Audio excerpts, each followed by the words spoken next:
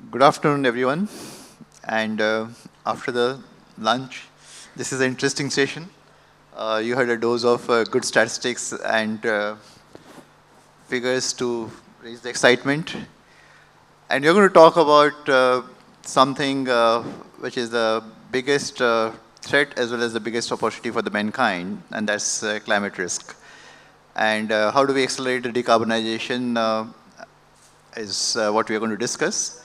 And we have a set of panelists over here who have been doing great in relation to this particular objective through their own organizations.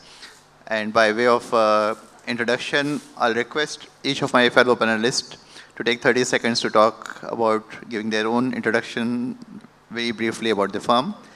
And then we'll come to the actual discussion. So may I request first Akhilesh to start with.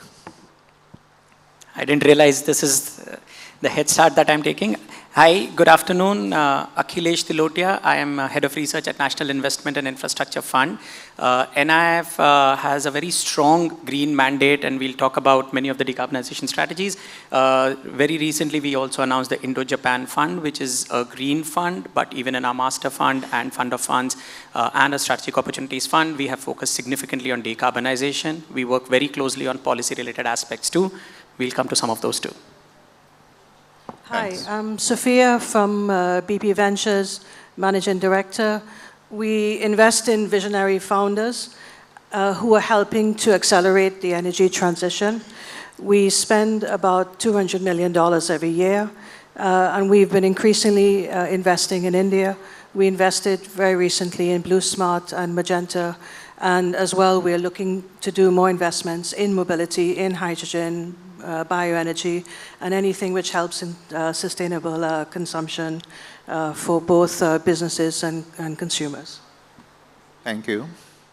Good afternoon. I'm Anjali Bansal. I'm with Avana Capital. We manage India's first thematically focused early stage fund investing in technologies that solve for 90% of India's emission footprint. So we are a thematically focused climate tech fund.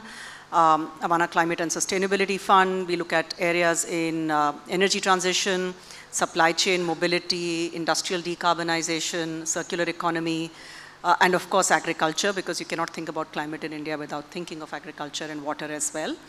We go in early. We do pre-Series A, Series A. We work very closely with our founders over their journey, helping them build the playbook, doing a lot of corporate connectivity because adoption at scale happens in industry, and linking it up with catalytic finance as well as our large research and development and policy ecosystems. So that's what we do. We follow the mitigation, adaptation, resilience, filtering framework from COP, and very inspired by Honorable Prime Minister's Panchamrit framework that he laid out at COP26. Thanks, Anjali. Thanks, Raj. I'm a partner with GEF Capital. So GEF is a global private equity fund investing primarily into the climate sectors. Speaking just from an India perspective, I think it's been a real privilege to be investing in climate segment in India for the last 14 to 15 years. Just spanning from our first fund in 2010 to our fund 3 we just closed last August.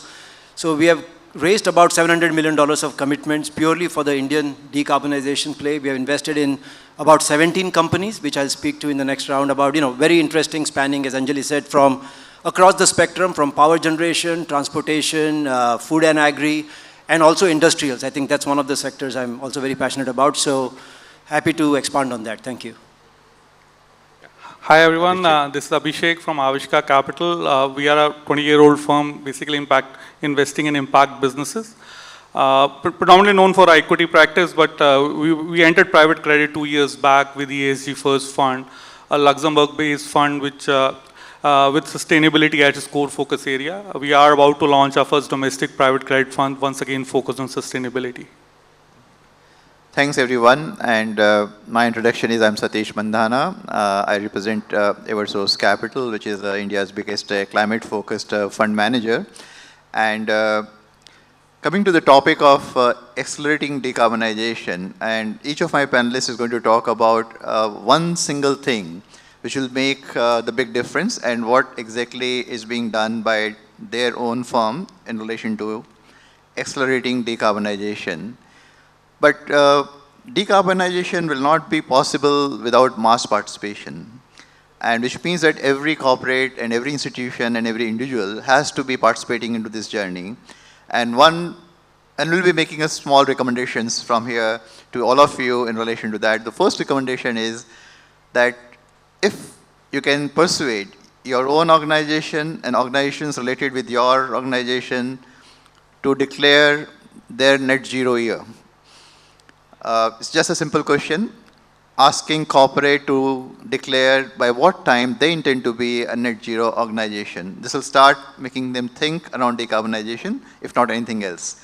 And with that, now I'll request, starting with Abhishek, to talk about one single thing which will make the biggest difference in this acceleration and what exactly is being done by his firm in relation to decarbonization and accelerating decarbonization. Thanks, Satish. I was dreading it when you started with Akhilesh, right? So, for us, the theme is around sustainable consumption, but, I often say, the most sustainable way to achieve sustainable consumption is responsible production, right? So, for around consumer, if you look at 4 value chain players, right? There are brands, who are committed to produce sustainable products and services, then there are manufacturers, and then there are supply chain players who feed into this manufacture, and third, then are ecosystem enablers, right? People who are, finance providers, traceability solution providers, etc. So for us, given that we are a credit fund, right, so the big theme lies the manufacturing as well as the supply chain. An interesting statistic, right? So, for corporates, their indirect emissions vis-a-vis direct emissions are close to 11.5 times. So you really cannot clean up production if you clean up the supply chain. So for us, on performing credit side, we see a huge opportunity on supply chain financing, right? Essentially helping the ancillaries providers, packaging companies, providing packaging solutions, providing logistics solutions, making the entire vendor supply chain. That's where, there's a huge demand for credit, and there's an opportunity to actually clean up the entire supply chain. Thanks. And before I go to Raj, all of us are here talking about accelerating decarbonization, just not that, as I mentioned earlier, that's the biggest risk which we intend to mitigate, but also for the reason that probably this is the biggest opportunity for investing, because going green actually makes better profits and better sustainable profits. And with that, I'll ask Raj to continue with what he thinks is going to make a big difference and what exactly his firm is doing in that direction. Thank you, Satish. So maybe the one theme I'll talk about, Satish, is, with the benefit and the privilege of looking at the sector for the last decade plus, is the evolution theme. So basically, I'll talk about the 4 key. If you look at carbon emissions, I would say 90% fall into 4 broad areas: the power generation, transportation, I would say industrials, and food and land use. Land use includes food, agri security, water security. So I think the theme I'll talk about very quickly is what we have seen. And as an investor, you need to really pick the trends and the evolution. So power generation, again, it started with all hydro and biomass and wind, and I think we have seen how it's scaling a lot more towards solar, but there's a lot more legs to this story. I think you will see very interesting new innovations coming round the clock. That's a new term, where you supplement that with batteries. So we've been very fortunate to investing in this sector for the last 2 or 3 companies, which I think represent about 10% of entire renewable capacity being generated in the country. The other sector I like to talk about is transportation.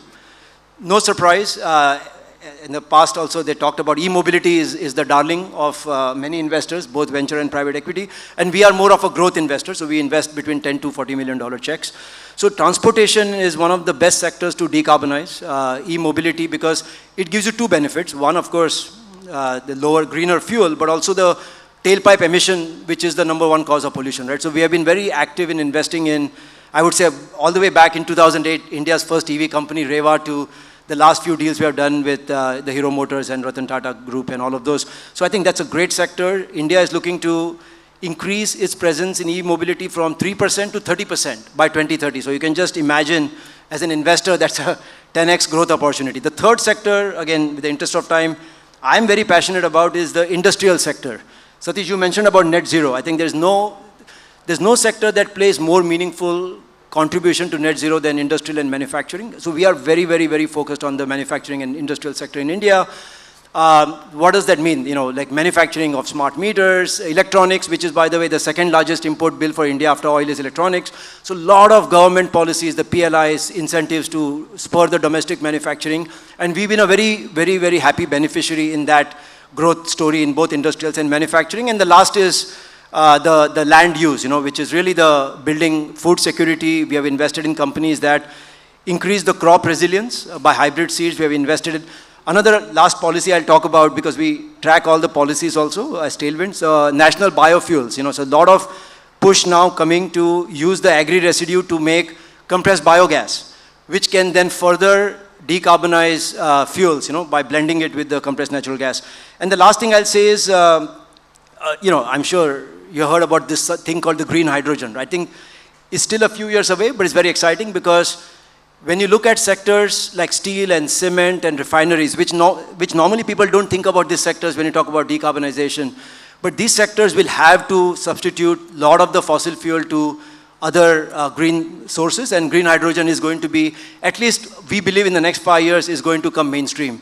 So these are some of the themes that as a firm, we are very, very bullish about and looking at it for the next 5 years. Thank you. Thanks, Raj. And before I go to Anjali, another recommendation from our side to you. Raj talked about biofuels, which is going to be a kind of a big area commercially as well as from a sustainability perspective. And it cannot be achieved without having a practice of source segregation of the waste. A simple step of source segregation in your household can make the difference. India has done it in the city of Indore. The whole city segregates the waste into wet and dry, and we have India's biggest biogas plant consuming 500 tons of the waste every day and producing 15 tons of the biogas. So just as a matter of information and also as a matter of request, that source segregation influence to the extent possible. Come to Anjali now. I'll pick up from where Raj left off. I think all the sectors he mentioned are the ones that will drive reduction in emission. So India, of course, we have got our NDCs, 2070, net zero, and so on. I also serve, in addition to Avan, I also serve on the boards of Tata Power and Nestle, and there we see the big change Raj referred to. There are segments in the energy transition space which are well on their way. And utility scale solar, renewable, round the clock, the new bids that are going out are actually fixed dispatch RE, which means round the clock at a fixed price. So it's hybrid, it's solar, wind, renewable, and storage.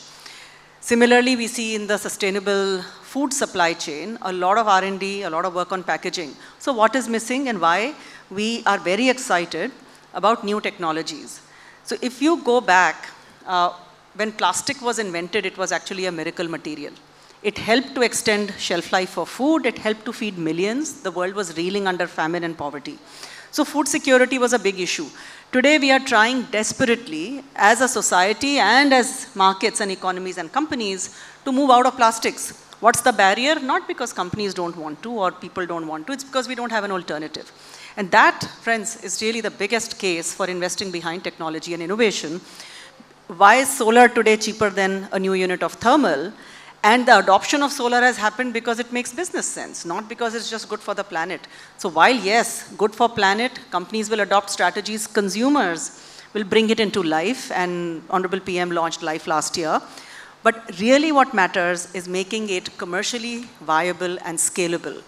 And consequently, investment in technologies, innovation, both product and process, is super important. Take the Global Biofuel Alliance, which got announced in G20. So coming out of G20, COP28, last week was Raisina, 3,000 people descended on India, talking G2G. So there is so much momentum to invest in new solutions which don't exist today. Energy transition, what is required is grid scale storage, pumped hydro, battery-enabled, battery energy storage systems. Policy is a big enabler. EV transition is happening because policy actually enabled it with FAME 2. We are seeing again the trickle-down effects, if you will, of the PLI schemes in solar, in hydrogen, in biofuels, and so on. And it's all coming. So bringing together what is happening in new technologies, climate-resilient agriculture, we have a company called Iki Foods that is growing tomatoes at 10 rupees a kilo in Kota, for example, right? That's kind of the future of food production.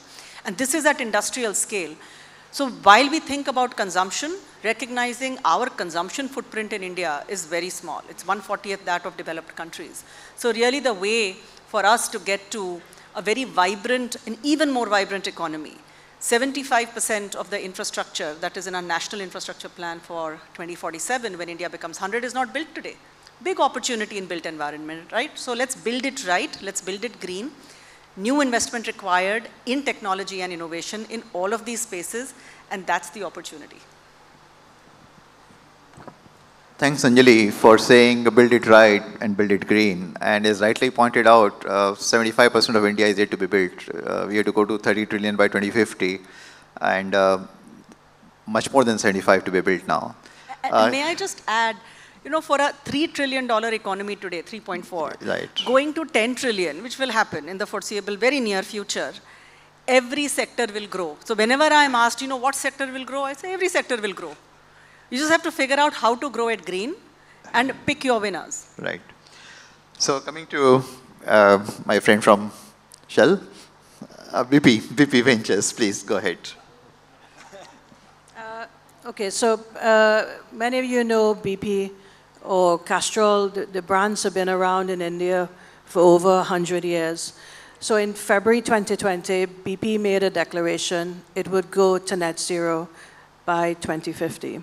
Now, and it's not just around BP, but also it would help the world to get to net zero. And so one of the things I did when I started coming regularly to India was to actually, many of you in the room, including IVCA, I came and sat down, we also spoke. I spoke with a lot of people on this forum and in the audience about what do you need, what is needed to help India get to net zero. How can a little corporate venture capital firm help? And we listened. And we knew one of the low-hanging fruit for the energy transition was mobility. And we invested in BlueSmart, which at the time, under the cover of COVID, when they were not earning any money because everybody was stuck at home, we invested in BlueSmart because we believe that they are one of the disruptors. And they are proven to be one of the fantastic companies helping to make ride-hailing much more clean, much more sustainable, and also a very good customer value proposition. We're doing the same thing with logistics because we believe that as India, and this topic is around sustainable consumption, as India will become the second biggest e-commerce marketplace in the world, how do you make sure that you're not stopping the growth, but you're doing it in a way that is sustainable? And so one of the second things we did in terms of low-hanging fruit is invest in a last-mile logistics platform. And that as well has helped to ensure that all of the OEMs are now putting more and more money into electric three wheels and also four wheels on trucks to be able to ensure that you've got the products available to move goods much more sustainably to where they need to go. And so that has been sort of a very early stage premise for how we're looking at the Indian market. We agree. It is going to grow, and there's nothing we can do. And actually, it's very good. Why should people in this country not live or not have the same sort of life that other people have? Well, how do you do it in a much more sustainable way? And so we are investing. We're usually the first institutional investor, but of course we will get guidance from other folks as to how do we do this in a way that ensure that all the stars in India or the young entrepreneurs who have really world-class cutting-edge tech get the platform to be able to scale up. And we're doing it in hydrogen and in bioenergy. You'll see some announcements, hopefully this year. And we're also looking at other parts of the value chain around energy transition, because we think that there's no reason why that India can't grow, but grow and be an example to the world in terms of sustainable consumption. Thanks, Sophia. And let me come to Akhilesh. So now who had the easiest thing? Coming after four people, I think most of the sectors are covered. let me talk about how we think about investing. One is, we of course cover many of the sectors that have been spoken about, right from renewable to electric mobility to smart meters to investing in green growth equity fund, which then goes on to invest in a wide variety of sectors. I think, and given that NIF itself is in some sense a public-private partnership, we've extended that model to think about not just 3 Ps, but 5 Ps. So there is public-private partnership for sure, but there is also policy and philanthropy. And I think there is a meaningful role that both of them have to play. I'll quickly touch upon the point about philanthropy. Many of the segments that got spoken about have a significant amount of either technological risk, market risk, regulatory risk, etc. And I think there is significant requirement for capital which can either offer some sort of impact or first loss or some way in which sectors which are difficult to scale currently because of a wide variety of reasons, is there capital which is willing to look at that? And I think there is some amount of dearth that we are seeing. Finally, it falls onto the public purse. It eventually devolves onto the government to think about where this type of capital can come in. And I think that dovetails very well into thinking about how government can bring in that capital, and that is the element of policy. I think that we as an industry should also think about what are the sectors which require the sort of policy support. And policy support can come in a wide variety of ways. Whether it is through mandates, that's something that we have seen work out in a few sectors. Whether it is through targets, and Satish, you mentioned about net zero 2070. If I can make a slightly controversial point about trying to come to a specific number for the year, I think countries like India, which are trying to figure out the pathway of bending their curve, need not overtly commit very quickly, and companies therefore also need not overtly very quickly commit, because a lot of change is yet to happen. And if we commit ourselves either to specific pathways or specific technologies, we may realize that some of these things could become large chunks of capital. So I think as we think through our policy response from the government as well as from the investing side, we should be conscious about the speed of change that is taking place. What is the sort of policies that we want from the government, whether, as I said, it's mandates, targets, viability gap funding, or any different type of market creations and regulations that you want to pull together. And there, I think there is a role that industry forums like IVCA can also help put together. Thank you. Thanks, Akhilesh, and for bringing out the policy perspective, which is extremely important for this acceleration to take place. And obviously, we have seen the good results in e-mobility, particularly with the FAME 2 program of the Government of India, where the policy support came into the picture. And also, now there's a heavy policy push around the rooftop solar by the Prime Minister, and which will probably make the big impact going forward. So I think we had a first round where the opportunities and what one thing or what can be done to really accelerate the decarbonization. Now I'd like to ask each fellow panelist to talk about what's the one big challenge they feel will come in the way going forward, and let them have very briefly the perspective about what will be the biggest challenge they would think will be there in this whole decarbonization journey. And I'll start with Abhishek this time around. No, thanks, Satish. So, see, just to add to one of the things that Akhilesh spoke about, right? The impact capital, right? The ability to, for sustainability-led investors to bring in capital which is catalytical, right? That's something which is, you know, for example, in our case, I spoke about a Luxembourg-based fund that actually provides first loss capital in a way, right? So we can actually bring in investors who, you know, get capital protection or essentially get first loss benefit from the investor because this capital comes from a sovereign. Now, the challenge that we see in, you know, while there is so much capital available for sustainability and for credit, but Indian regulation doesn't allow you to create first loss structures, right? So that's a challenge, right? For us to be able to, there's capital available, willing to catalyze a highly impactful move, but you know, regulatory restrictions don't allow for something like this. Second thing is, again, you know, one big challenge is the taxation, right? So, you know, the government has done bits and pieces, but for investors, there are no real tax benefits available for investing in a sustainability-led, right? So if you're a, you know, if I'm a credit provider and I am able to raise domestic capital for investment, sustainable businesses, can I extend some sort of a tax benefits to these investors? Because the constituency that I'm targeting, which is MSME in supply chain, these are, if I were doing it out of a bank, it would come under priority sector lending. But here, I do not have any such benefit available which I can pass it on to the investors. Thanks, Abhishek. Raj, very quickly. Yeah, very quick. So two things I'll quickly talk about. One is the need for capital. I actually think if you read any reports, the actual need for capital for India to decarbonize, and if you add the sum of all of our AUMs, I think it's a fraction. The need is in the excess of like people, depending on who you believe, $50 to $100 billion a year to really meet the goal. So I think there's still a big need for capital. I think the second key part, I sat through a couple of other panels.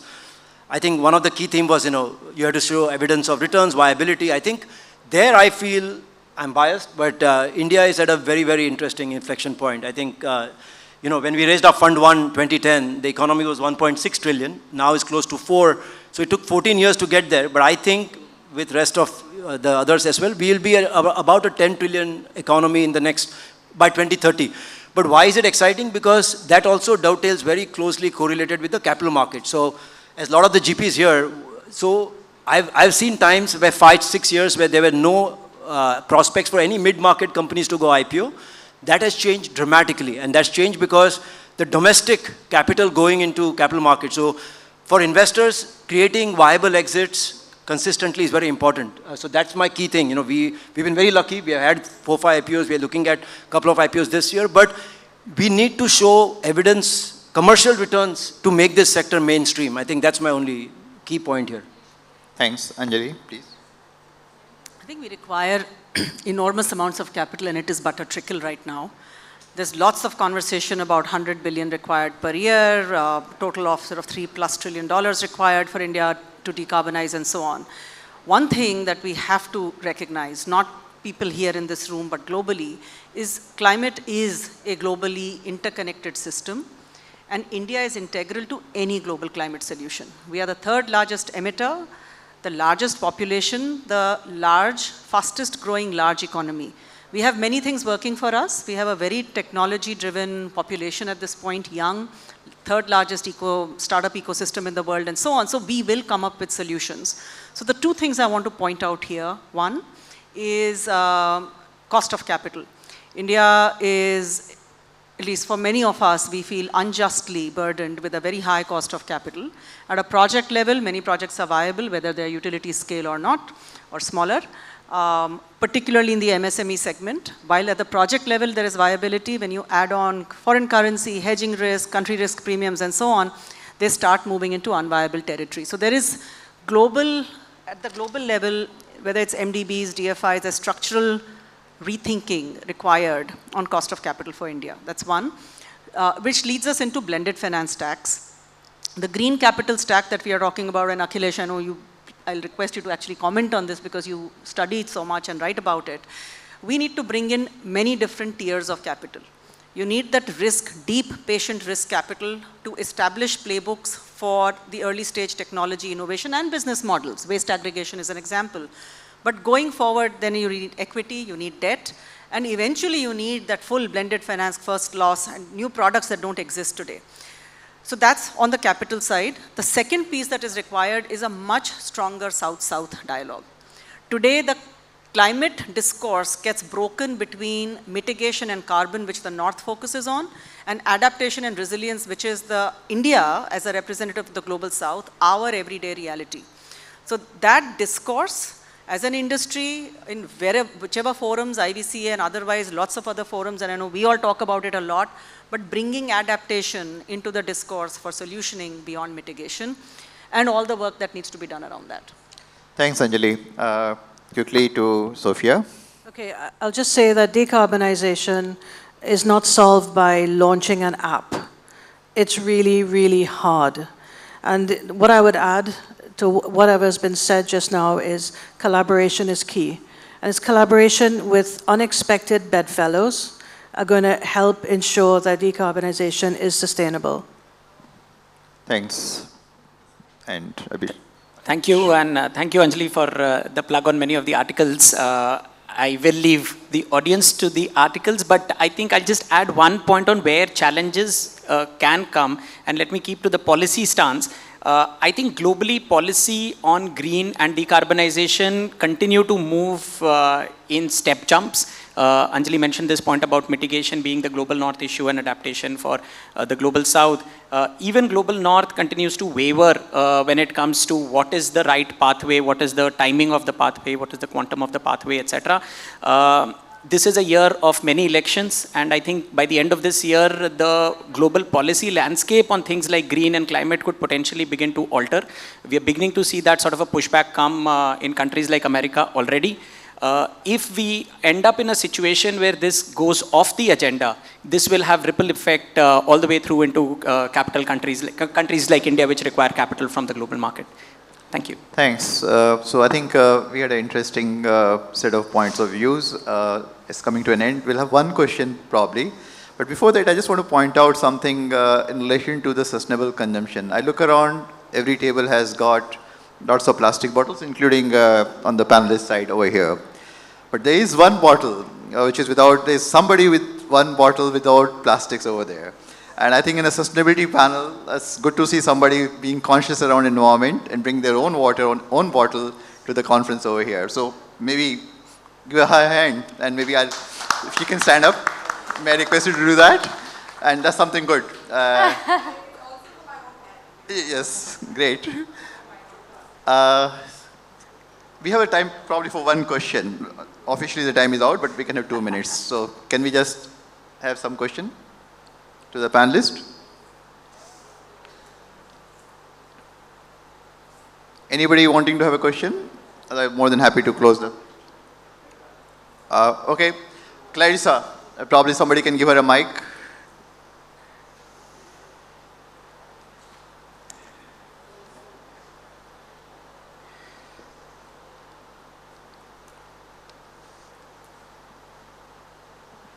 Thank you.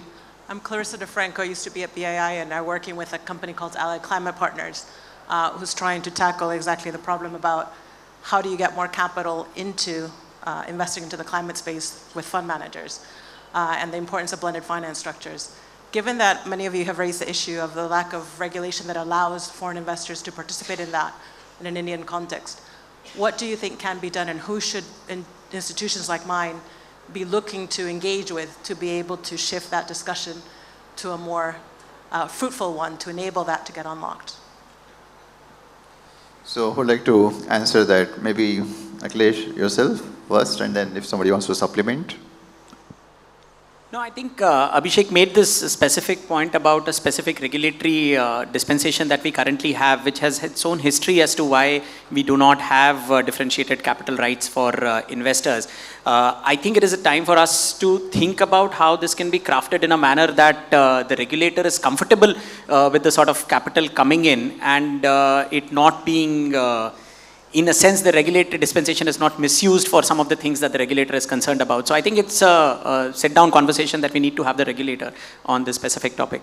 Yeah, so I think add to what he said, the forums like IVCA, FICCI and CII, which represents the industry bodies as well as the practitioners in this country, have to have an interface with the government in the context of a larger objective, and have to find ways and means to ensure that the provisions which needs to be relaxed are not getting misused going forward, and technology can help in making that happen. So hopefully it should happen, and we have seen lots of policy changes positively in the country with the efforts being made, and the dialogue needs to start on that front now. Thank you. Thank you everyone for being listener, being present. Thank you. Bye.